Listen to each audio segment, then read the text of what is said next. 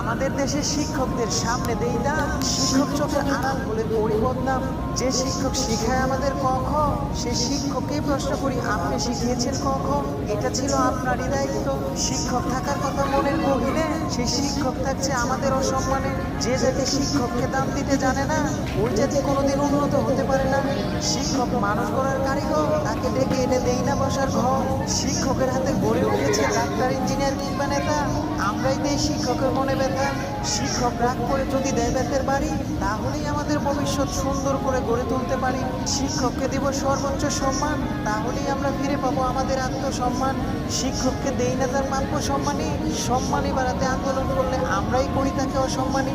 আজকে এই শিক্ষকের কারণে আমরা অফিসার, অফিসার হয়েই সেই শিক্ষককে আমরা করি অফিসার। যে শিক্ষকের জ্ঞান ভান্ডার নিয়ে হয়েছি পুলিশ, তার ব্যাপারেই করি সরকারের কাছে নালিশ।